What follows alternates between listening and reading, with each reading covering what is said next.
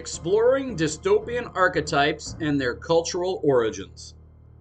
Dystopian literature and media have long served as mirrors to societal anxieties, encapsulating fears of political, technological, and environmental crises.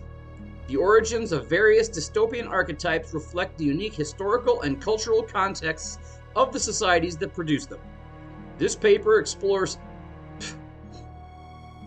video explores several distinct forms of dystopias, examining their sources of inspiration and their evolution through time. British dystopia, which I will have a little bit more of another video, will be released at the same time as this one. British dystopia. Mary Shelley's works Frankenstein and The Last Man are seminal in shaping the British dystopian archetype. These works explore themes of unchecked scientific ambition, human isolation, and societal collapse. The foundation influences contemporary British dystopias like Judge Dredd and Warhammer 40,000, which extend these themes into oppressive urban environments and grim visions of futuristic warfare. British dystopias often critique class disparities, authoritarian governance, and the alienation brought about by industrial and technological progress. God save the Queen, indeed. Australian dystopia.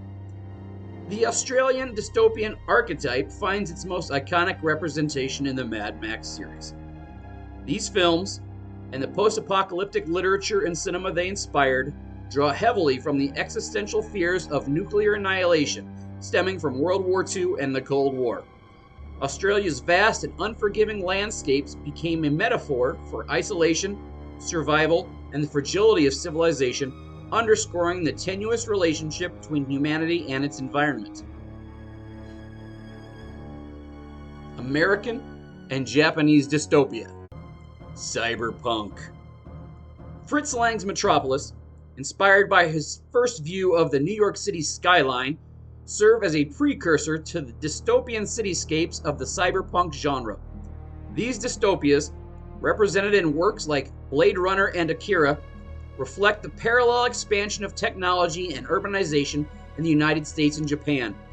They critique corporate dominance, social stratification, and the dehumanizing effects of advanced technology, painting a grim picture of future societies. Russian dystopia.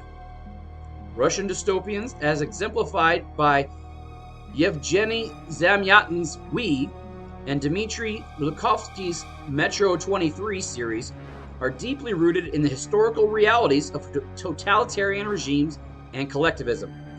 These works emphasize state surveillance, the suppression of individual freedoms, and the existential struggles of humanity under oppressive systems, reflecting the political and social landscapes of Soviet and post-Soviet Russia. German dystopia. The German dystopian tradition, evident in expressionist films like The Cabinet of Dr. Caligari and Metropolis, emerges from the instability of the Weimar Republic and the existential dread of the interwar period. These works grapple with themes of authoritarianism, societal collapse, and the mechanization of human life, serving as prescient warnings of the rise of fascism and global conflict. French dystopia. French dystopias, such as René Laloux's Fantastic Planet and Michael Houellebecq's novels, often critique bureaucracy, societal alienation, and the tension between individualism and the collective identity. These narratives are informed by France's post-colonial disillusionment and ongoing debates about the role of the state in personal and social life. Chinese dystopia. Chinese dystopias, like Xian Liu's The Three Body Problems series and Hao Jingfang's Folding Beijing, explore themes of rapid industrialization, technological control, and social stratification.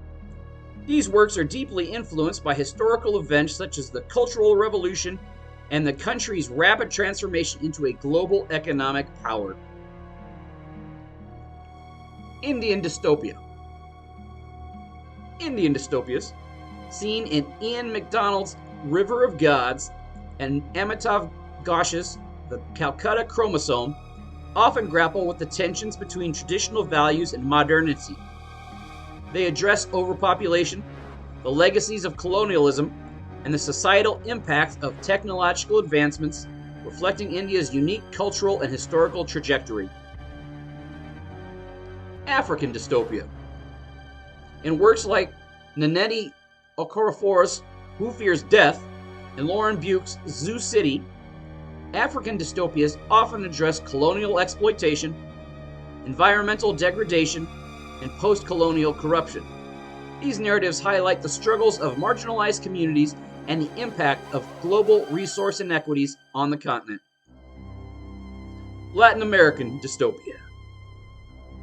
The Latin American dystopias, as depicted in Gabriel Garcia Marquez's Autumn of the Patriarch and the film Sleep Dealer, reflect the region's experiences with dictatorial regimes, economic inequality, and resource exploitation.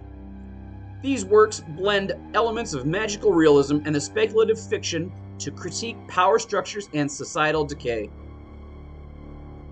Nordic dystopias.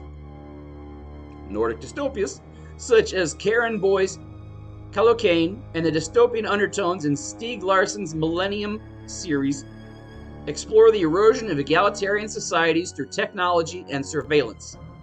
They often examine the interplay between individual freedoms and collective security in the context of highly organized social systems. And finally, we have environmental dystopia. Environmental dystopias, exemplified by Margaret Atwood's Mad Adam trilogy and the film Waterworld, arise from fears of climate change, resource depletion, and ecological collapse. These narratives serve as urgent warnings about humanity's impact on the planet and the potential consequences of environmental neglect. In conclusion, the diverse array of dystopian archetypes reflects the multifaceted fears and challenges of different societies. From the industrial anxieties of 19th century Britain to the technological and environmental crises of the modern era, dystopian narratives serve as both cultural critiques and cautionary tales. By examining these archetypes and their origins, we gain a deeper understanding of the universal and localized concerns that shape our visions of the future.